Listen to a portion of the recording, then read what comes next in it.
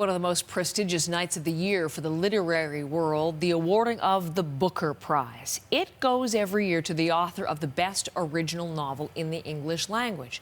This year, the judges threw out their own rules and selected not one, but two winners. The two winners of the 2019 Booker Prize for Fiction are Margaret Atwood for The Testaments and Bernardine Evaristo for Girl, Woman, Other. Now, there's a plot twist. Two winners. The two walked arm in arm up to collect their prize.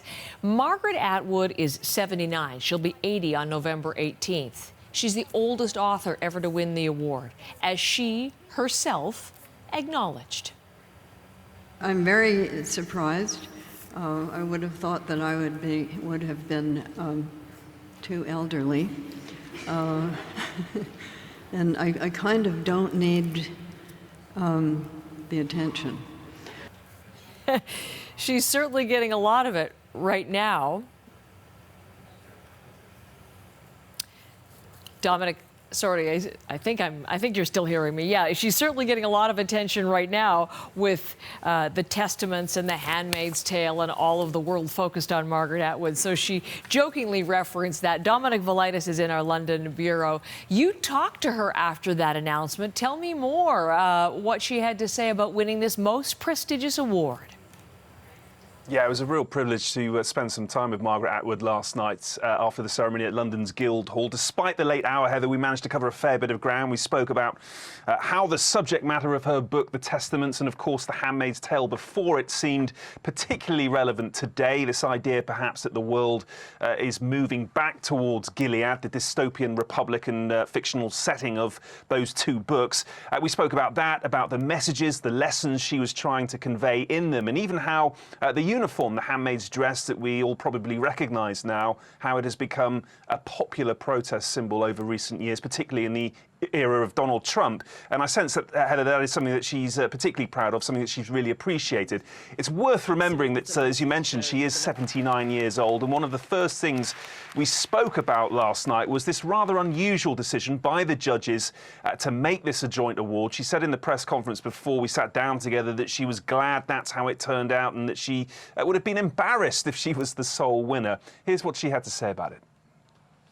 This is due really is they should open doors for writers, but also for readers to become acquainted with books they may not have heard about before. It expands their opportunities and possibilities, not just for the writer, for the reading community as well. And that book is already doing quite well. And of course, one of the big questions, Heather, that all Booker Prize winners get asked is, how are you going to spend the prize money? It's a little over $80,000, so about $40,000 each as it's shared. And Margaret Atwood told me that she will be donating it to the Canadian charity Inspire, which awards scholarships and bursaries to First Nations, Inuit and Métis students across the country. Heather. It's interesting, as she says, the release of The Testaments, Dominic, I mean, it was such a major literary event and has already set records in terms of sales here in Canada. So she's right, as she said, it's already doing very well. So giving some encouragement to someone who perhaps we haven't discovered yet, who has herself made history last night. Tell us more about Bernardine Evaristo. Yeah, she's a Londoner, and her novel, Girl, Woman, Other, which, of course, won last night, is her 8th. The judges described it as a must-read about modern Britain and womanhood. She has been in the arts for quite some time. She actually started her career in theatre. She co-founded the Theatre of Black Women all the way back in 1982 and has been behind several arts organisations and initiatives over the years, including the Complete Works mentoring scheme for poets of colour and the Brunel International African Poetry Prize. And if that wasn't enough, Heather, she was made an MBE back in 2009 for services to literature. Now, last night, as you mentioned, Margaret Atwood became the oldest person ever to win the Booker. Bernardine Evaristo became the first black woman to win and the first black British author. Here's what she had to say. I'm delighted to have won it, but there is a slight bittersweet quality to it because I shouldn't be the first black woman to win it, because obviously the prize has been going 50 years.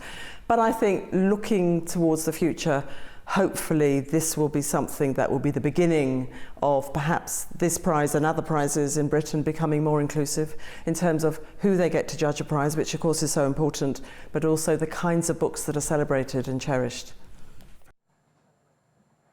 So it was a night of firsts for the Booker Prize last night, Heather, and women very to the fore in terms of the shortlist as well, with 4 authors of the 6 being female. Heather. Fantastic, Dominic. Thank you very much for all of that coverage. There's Dominic Volitis.